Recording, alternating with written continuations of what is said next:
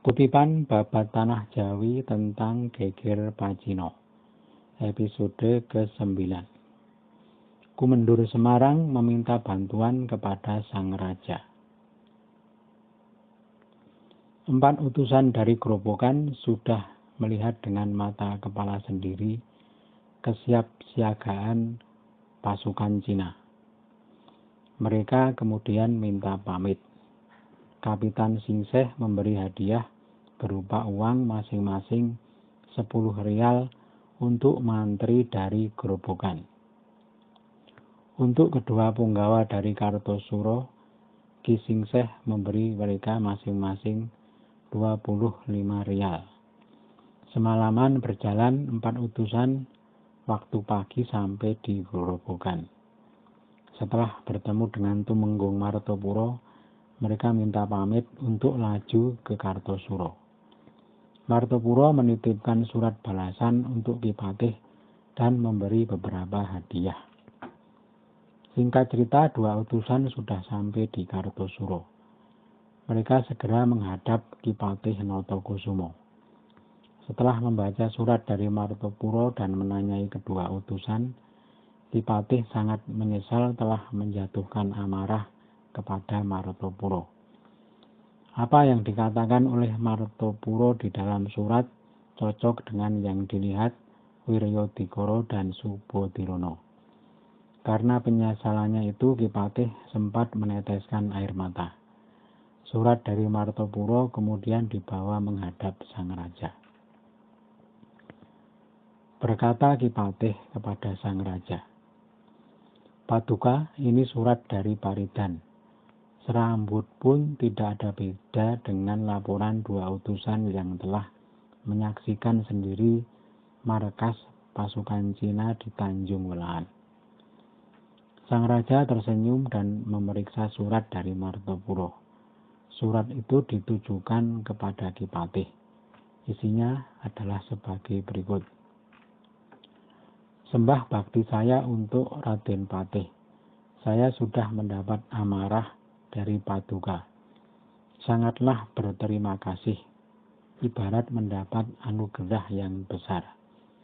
Sungguh bermanfaat bagi diri saya. Saya tak akan bergeser dari niat semula, walau badan ini kelak dipenggal-penggal. Sebab saya belum memberitahu karena memang belum saatnya.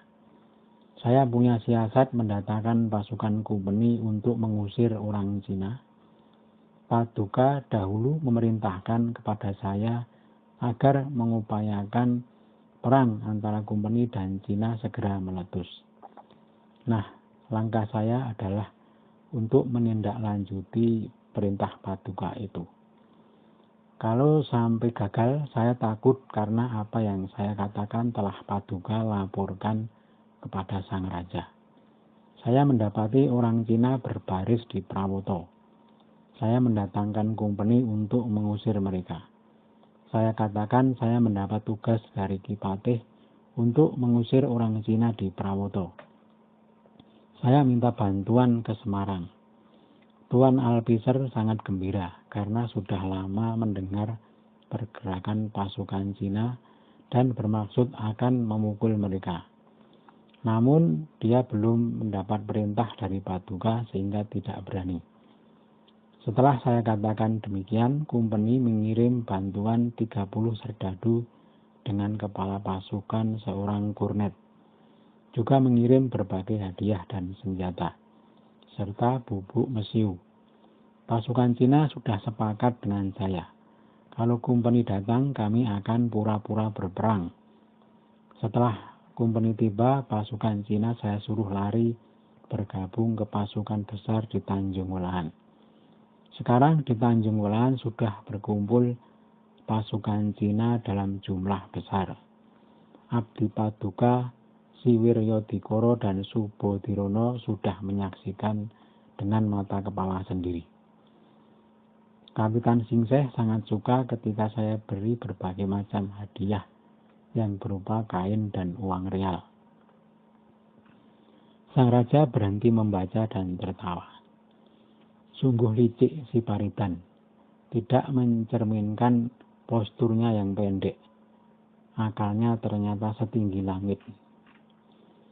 Sang raja kemudian berkata kepada Ki Patih, "Kalau demikian, Paman, matangkan rencananya. Singseh sudah memberi tanda yang meyakinkan. Ada 4.000 prajuritnya menurut surat ini. Malah masih terus berdatangan. Hasil perundinganmu dengan para bupati apakah sudah matang?" Ki Patih menyembah. "Belum ada perubahan dari semula, sementara menunggu perkembangan dulu. Kalau sudah terjadi perang, baru bersikap." Si Jayaningrat belum berubah pendapatnya.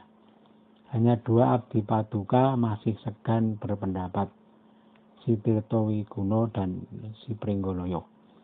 Keduanya sampai sekarang masih diam membisu. Sang raja berkata, "Paman, upayakan segera mencapai mufakat." "Baiklah, Paman, keluarlah dan segera matangkan kesepakatan dengan para bupati." Ki Patih menyembah dan keluar. Sesampai di rumah memanggil Ki Ngabei Surojoyo. Ki Surojoyo disuruh segera berangkat ke Grobogan. Ki Surojoyo berkata, "Mohon maaf, Kiai, sebaiknya jangan berganti orang. Sebaiknya tetap si Wiryodikoro dan Subodirono yang berangkat. Namun tunggu 3 hari lagi baru mereka dikirim kembali ke sana." Ki Patih menurut saran Ki Surojoyo. Kedua punggawa kembali disuruh berangkat ke Grobogan dengan membawa hadiah dan perintah sang raja. Sementara itu di Kepatian, kediaman Patih Notokusumo, kedatangan utusan dari Semarang membawa surat dari Gumendur yang ditujukan kepada Ki Patih. Surat segera dibuka dan dibaca dengan seksama. Isi suratnya, "Salam untuk Raden Patih Adipati Notokusumo. Saya memberitahu, Tuan mengutus Tumenggung Martopuro untuk menyerang orang Cina yang berbaris di wilayah Prawoto. Sudah terlaksana. Saya menyertakan kumpeni untuk membantu menyerang orang Cina di Prawoto tersebut. Pasukan Cina di Prawoto sudah berhasil diusir.